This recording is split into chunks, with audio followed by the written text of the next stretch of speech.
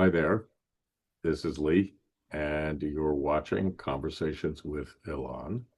And today, Elan is going to share some specific things he's interested in about what was transmitted from Kandinsky to de Hartmann. And we are then going to segue on into more in-depth examination of the Gurdjieff de Hartmann piano oeuvre. So, Elan, why don't you get us started? All right.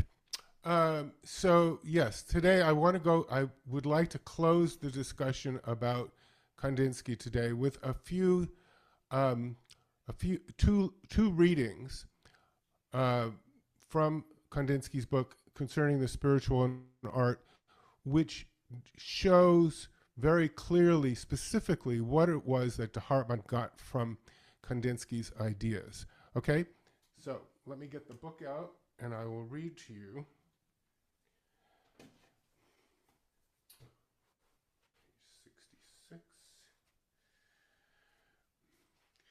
And what I'm reading to you here is also expressed by Thomas de Hartmann in his article that he wrote for the Blaureiter Almanac in 1910 concerning this the concerning no it was on anarchy in music was the name of the essay that he wrote, and many of these ideas that Kandinsky is putting into his book, Hartmann actually um, articulates himself.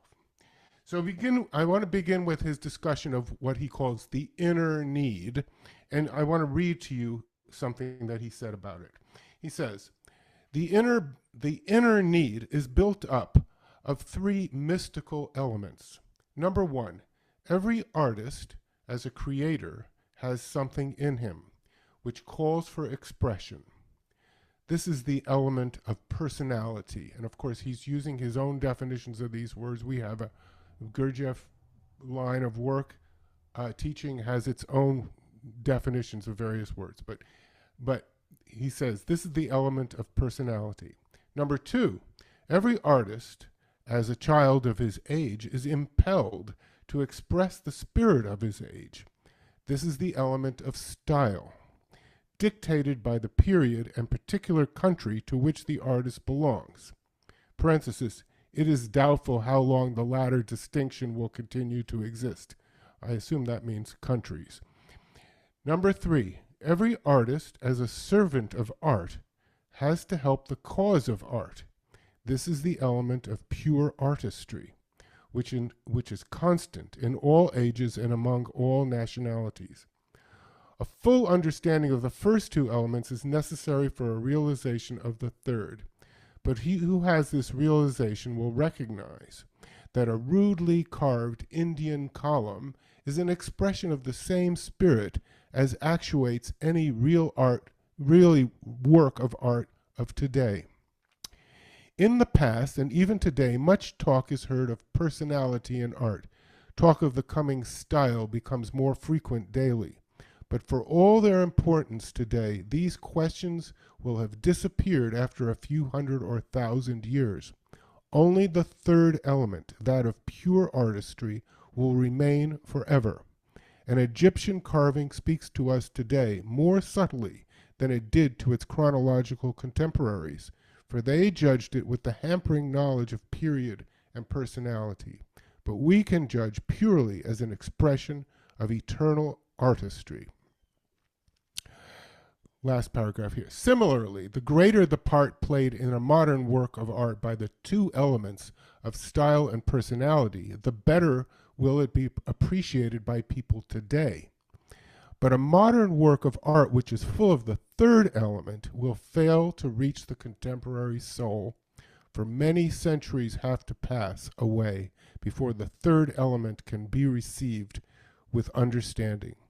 But the artist in whose work this third element predominates is really the great artist. Lee, you're welcome to make comments about that Well, reading. I think his comments as an aesthetician are fascinating. And I think that interestingly, they still hold some water in the big picture today, especially the observation that real great art only emerges from the woods, so to speak, after some centuries have passed and its durability has been assessed. That is to say, it's how long a piece of art stays in the collective consciousness of humanity that dictates its overall value. A book like Plato's Dialogues, which we've been reading for 2,000 plus years, has obviously withstood the test of time. But a book published last year, well, we don't know. And he's kind of saying that. So I think it's a very astute observation. I liked it. Right. He's also pointing to the fact that the real, when he's in the last paragraph, that the what he calls the real artist is very often unrecognized in the present moment, because what he's doing is new, and it's hard for people to accept that newness. And you have that example of Stravinsky, the riot that was caused when Stravinsky's Rite of Spring um, was first. I think maybe it was the Firebird that was first performed in Paris. There was an actual riot because people got so upset with all of the dissonance. So so that's another thing that's behind this, which I want to touch on in a few minutes. Now, the last thing I want to talk about with Kandinsky is some of the practical, actual things that he says about painting, which will give you a window into what Hartmann actually saw when he was working with Kandinsky. And he goes into the question of the language of form and color, and he starts talking about specific things in terms of what colors and shapes, forms mean. So this is page 77. And this is just an example. This is just a sample of how Kandinsky thinks about what his material, how he works with art. Black and white have already been discussed in general terms, and he calls black and white anyway, more particularly speaking, white, although often considered as no color, a theory largely due to the Impressionists who saw no white in nature, is a symbol of a world from which all color as a definite attribute has disappeared. This is white. This world is too far above us for its harmony to touch our souls. A great silence, like an impenetrable wall, shrouds its life from our understanding. White, therefore, has this harmony of silence, which works upon us negatively, like many pauses in music that break temporarily the melody. It is not a dead silence, but one pregnant with possibilities. White has the appeal of the nothingness that is before birth of the world in the Ice Age. A totally dead silence, on the other hand, a silence with no possibilities, has the inner harmony of black. In music, it is represented by one of those profound and final pauses, after which any continuation of the melody seems the dawn of another world. Black is something burnt out like the ashes of a funeral pyre, something motionless like a corpse. The silence of black is the silence of death. Outwardly, black is the color with least harmony of all, a kind of neutral background against which the minutest shades of other colors stand clearly forward. It differs from white in this also, for with white, nearly every color is in discord or even mute altogether. And he has a footnote here about that. He says, e.g., vermilion rings dull and muddy against white, but against black with clear strength. Light yellow against white is weak, against black pure and brilliant. Then, going back to the reading for another paragraph. Not without reason is white taken as symbolizing joy and spotless purity, and black, grief and death.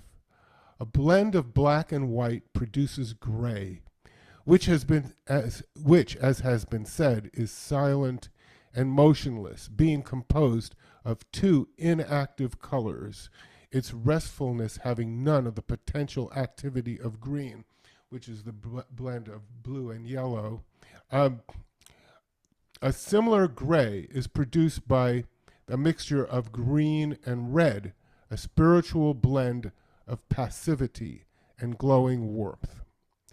So I just wanted to put this out there because it will give you a picture of how he actually was thinking practically about his art. Hmm. That's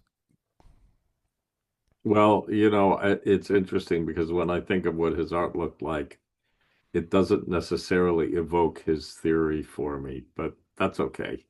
It's like Surratt, he had a very elaborate theory of pointillism, and it didn't actually work the way you expected it to when you executed it, like so many things we do. So, I'm not sure we'll uncover similar situations in de Hartmann's music, but it'll be interesting to see.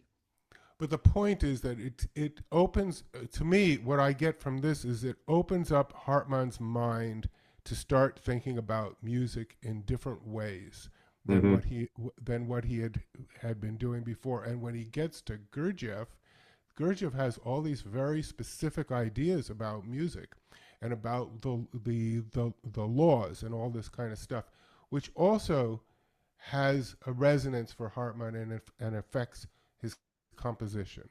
Well, I'll point something out in that regard because it's a very good point you're making. And that is that what Kandinsky is actually talking about here to some extent is the way in which color affects feeling, affects and represents feeling. And he uses feeling expressions like warmth um, to talk about those things. And I can say with very little doubt in me that Gurdjieff's music is in a larger part about opening to feeling in a new way. He was extraordinarily subtle in the way he brought it, but I think that the extension of Kandinsky's understanding of art as a path into deeper feeling laid the groundwork for de Hartmann's exploration of that subject with Gurdjieff. And it may well be that that was what attracted him so much to it in the first place. Um, I think that the exploration of dissonance, as respectable as it is, can sometimes become an exercise in the intellect of the intellect. Um, that is to say, it's interestingly theoretical and it explores a lot of new territory. But I don't know that dissonance, in its extreme forms, comes anywhere near expressing the kind of feeling that you get if you listen to the sacred music that Gurdjieff composed with de Hartmann. So I think we're on that trajectory here. Okay, well, that's very well. You have brought up a very an underlying issue which needs to be addressed. And Mm. I don't, from my perspective, it's not even a question of dissonance or harmony or anything like that. There is something else that's going on with the Gurdjieff to Hartmann music. But before we get to that, I Hmm. just want to I just want to put some things out and let's see where this goes because now we're in familiar territory that which all of us who are involved with this series of conversations know something about. And if I'm stepping on toes, please forgive me and send some arrows back at me. I'll be happy to receive them. So, to begin with, I'm just going to say that Hartmann, as we know, Hartmann leaves Germany because of the beginning of the First World War. He takes him about 2 years to come across Gurdjieff, and in December of 1916, and then and then they escape across the Caucasus. They go down to first they settle. First they go to Essentuki, and then they go to Tbilisi, Tiflis. At that point, it was called, in Georgia, and then they are forced to move to Constantinople before finally arriving in Europe. But the important thing for his musical work was that during that period of time, he was introduced, sometimes by Gurdjieff himself, to the music of the East. And what I get from the studies I've made of of this subject, that specifically the most important contacts he has was from the Circassians, which was somewhere in the area of around Tiflis also. That Gurdjieff also sent him to Armenia to study the music of Gomitas, who is the national hero, the national composer of Armenia. And also then when he went to Constantinople for a year, or a little bit more than a year, before the Turkish Civil War came out, he got exposed to the music of the dervishes. And it was all this experience helped him immeasurably in composing the music that he did with Gurdjieff. Anyway, that's just a little bit of a historical perspective, which I'm sure most of us know, but just to put it out there. So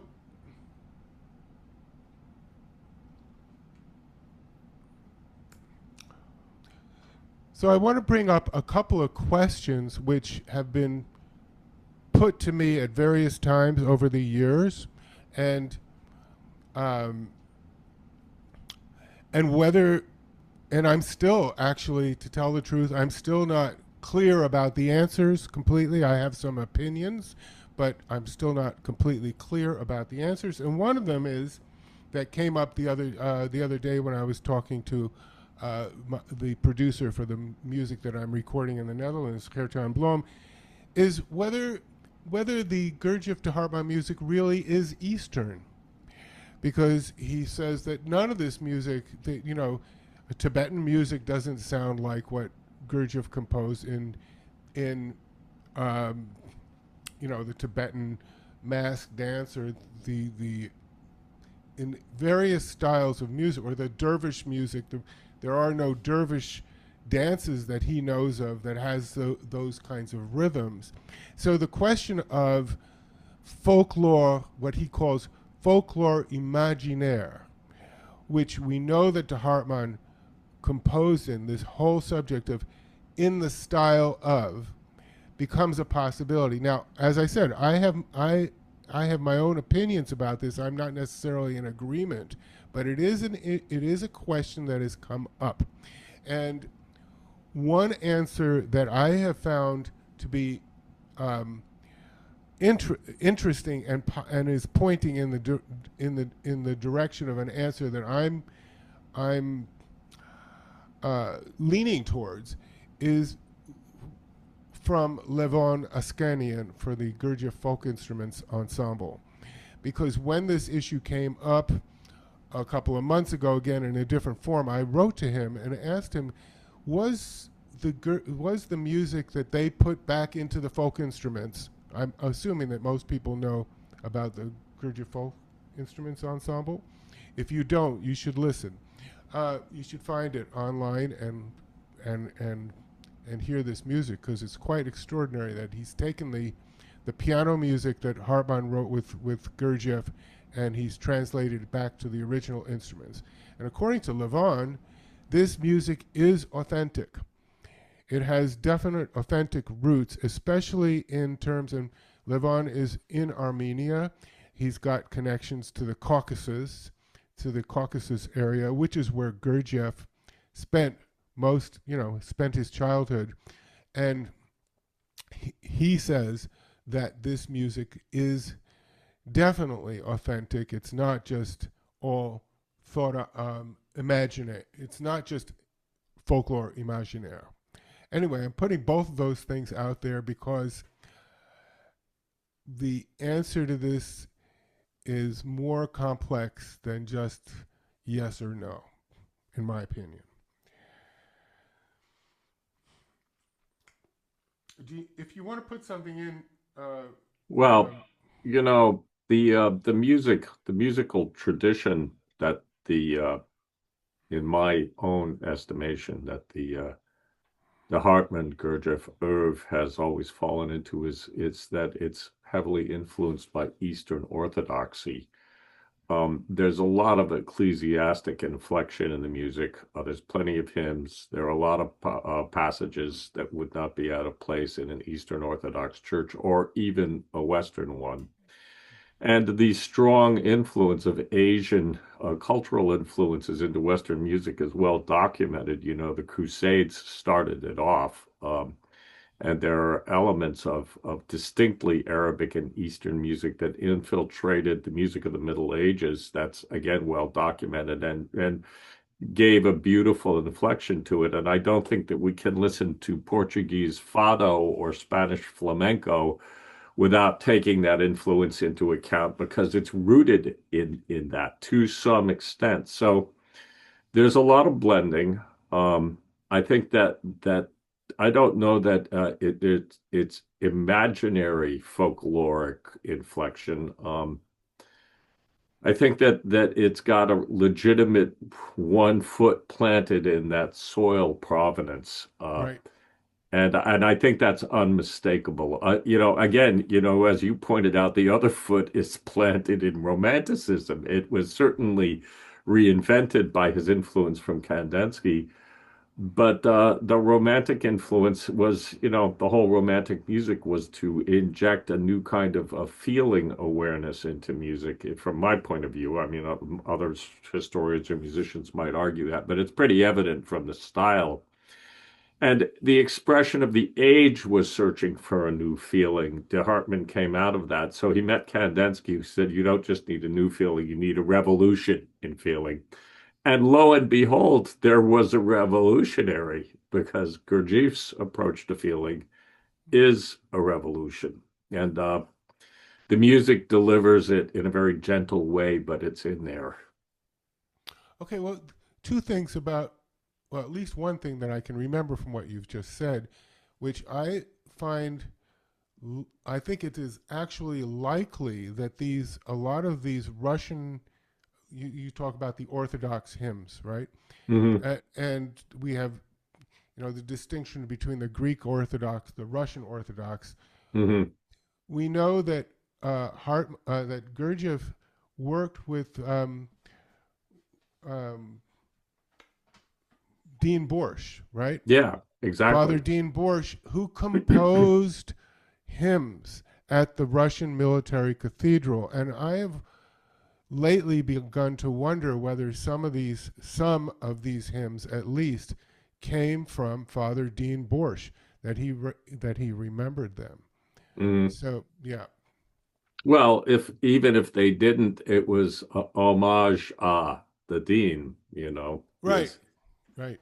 it's in there. Yeah. And the other thing, when you're talking about folklore imaginaire, it's like, I mean, we have these composers like Bela Bartok and Zoltan Kodály, and Bartok, for specifically, with his um, went with his little um, recording machine and recorded some thousands of songs, thousands of Mm, pieces of music from not only Hungary, Bulgaria, Romania, but also in North Africa. He really brought these things, and when he began to compose, he was composing, he was just reproducing those things that he had heard for in a Western idiom. But gradually, Bartok then tr- composed in that it was all the, it wasn't the music itself that he had heard, but he was so immersed in the style that his own composition began to have those mm, influences. So the boundary between the two of them is a little blurry. Yeah. And of course, we know that that even in the folk tradition, that the music has many different kinds of versions of the same kind of music, right? Yeah. Okay. Now I want to come to this other subject that you just brought up before, and that is this subject was articulated by um, when I gave a concert way back in 2012, December 8th, 2012. I gave a little concert in the Netherlands of some of the music that we were recording, which was Hartmann's classical music. And in the middle of that performance, I played two or three or four of the Gurdjieff to Hartmann music pieces.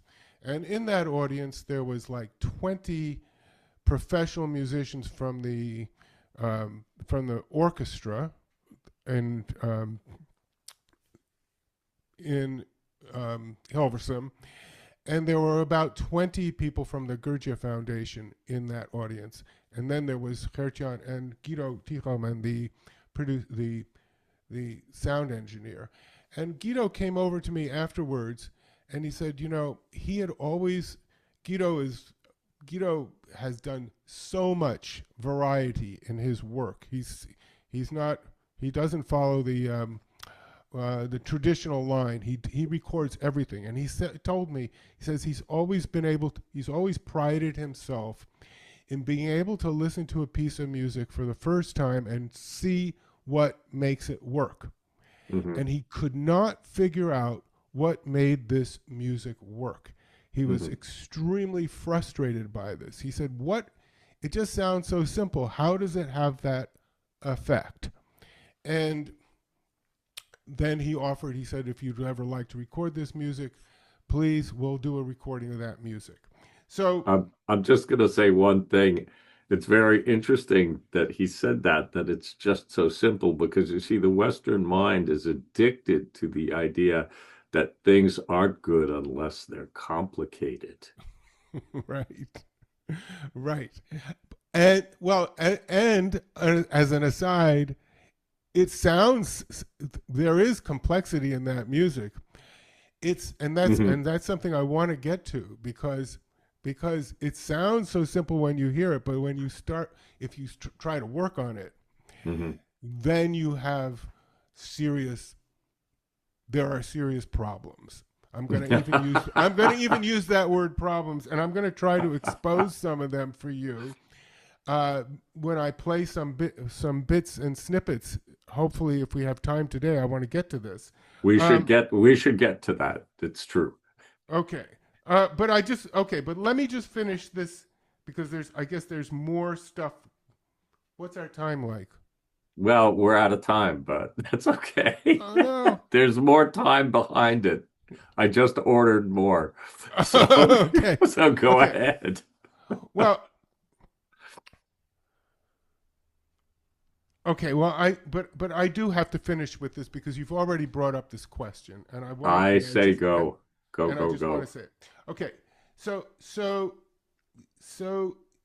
what makes this music so special, and what makes the music so different from Thomas de Hartmann's music? Okay. And I have come to the conclusion that the difference is that Gurdjieff himself is in this music.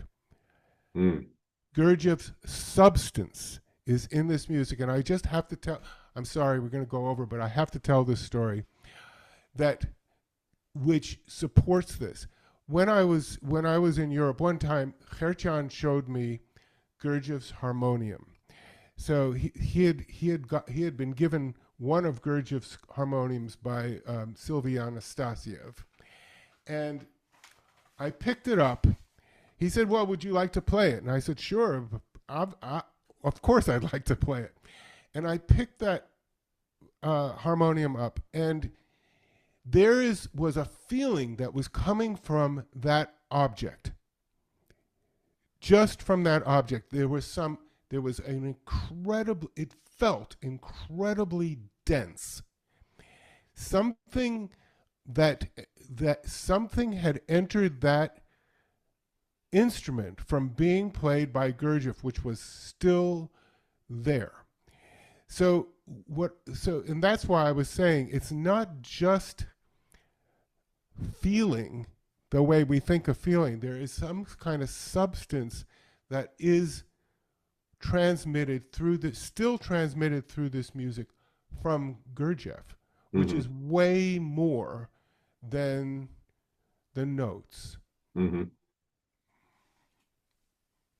Well, which you won't hear any arguments from which me. maybe sounds hocus pocus, but I really No, believe this. there there's an essence conveyed in the nature of the relationship between the vibrations that's very ancient in this music.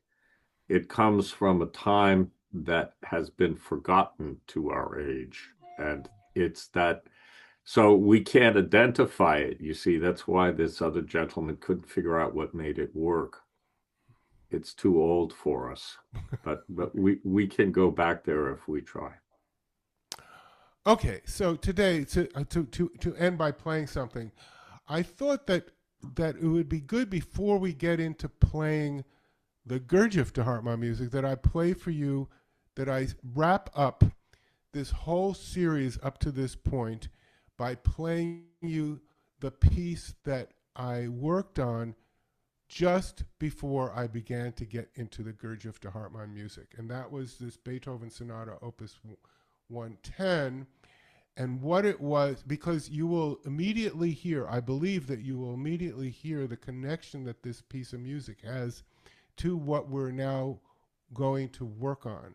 This Beethoven Opus 110, the central point, the Arioso Dolente, the cry song that he has, the cry for help that he has in there. And I believe you will hear something of what was later, what later uh, I began to explore with the Gurdjieff to Hartmann music. Okay, so We're on. all right, give me a second.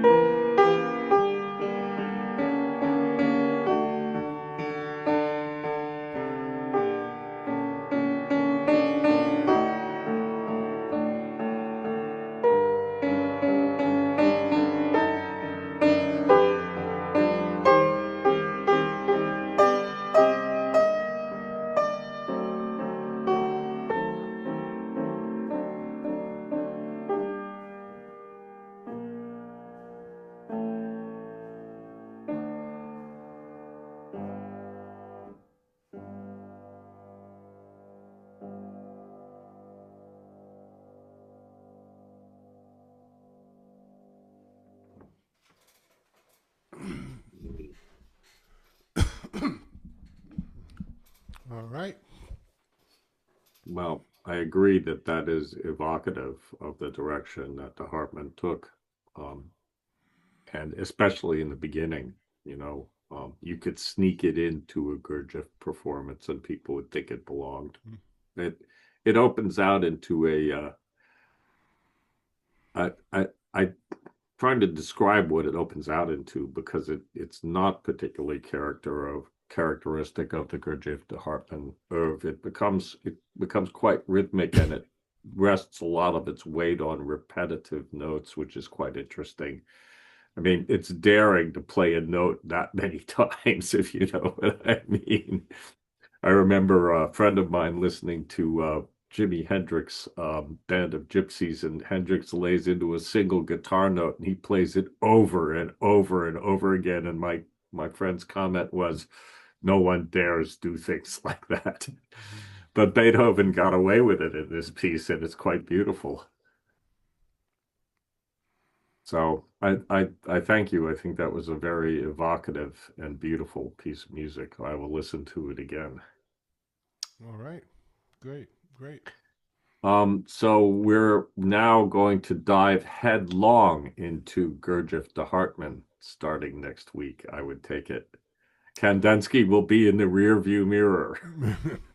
And please, audience, send in your supportive comments, your darts and barbs, your agreements and disagreements.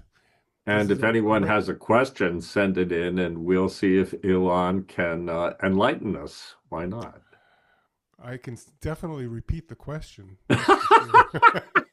Good. Well, thanks again for the recording today, and we'll see you hopefully next week. Okay.